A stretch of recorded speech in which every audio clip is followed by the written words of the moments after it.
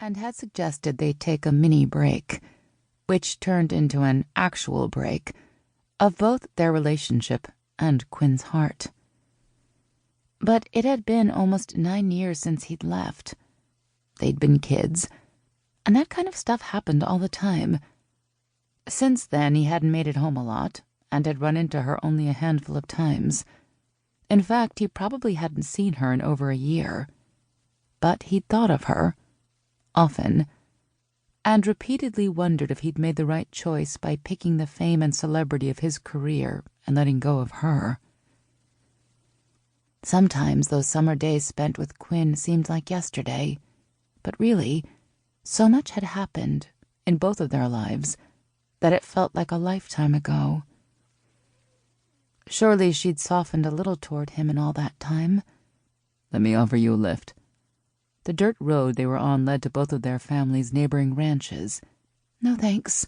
I'd rather pedal this bike until the moon comes up than take a ride from you." Yep. Still mad, all right.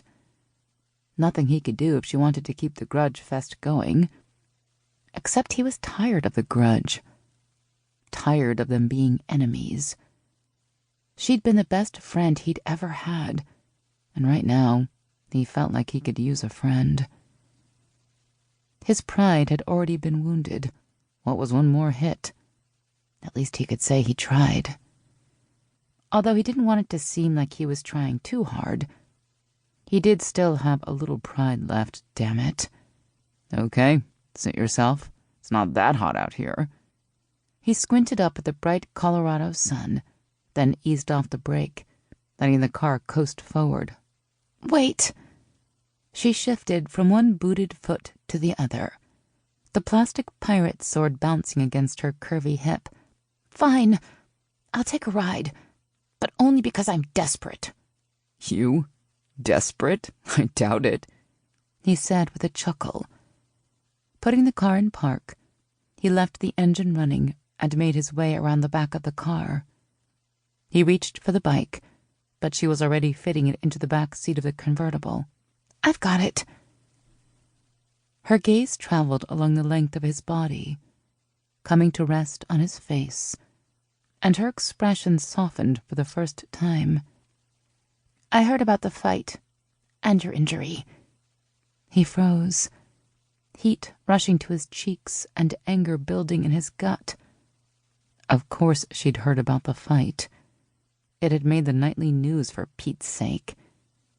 He was sure the whole town of Credence had heard about it. Nothing flowed faster than a good piece of gossip in a small town, especially when it's bad news, or news about the fall of the hometown hero, or the guy who thought he was better than everyone else and bigger than his small-town roots, depending on who you talked to and which camp they fell into, or what day of the week it was. You could always count on a small town to be loyal, until you let them down. "I'm fine," he said, probably a little too sternly, as he opened the car door, giving her room to pass him and slide into the passenger seat. He sucked in a breath as the scent of her perfume swept over him. She smelled the same, a mix of vanilla, honeysuckle, and home. He didn't let himself wonder if she felt the same. No, he'd blown his chances of that ever happening again a long time ago.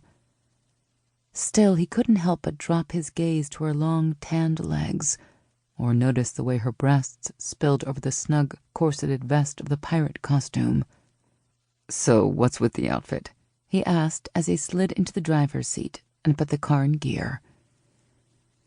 She blew out her breath in an exaggerated sigh. A loose tendril of hair clung to her damp forehead, and he was tempted to reach across the seat to brush it back. "It's Max's birthday today," she said, as if that explained everything. He didn't say anything. Didn't know what to say. The subject of Max always was a bit of an awkward one between them. After he'd left, he'd heard the rumors of how Quinn had hooked up with a hick loser named Monty Hill who'd lived one town over. She'd met him at a party, and it had been a rebound one-night stand.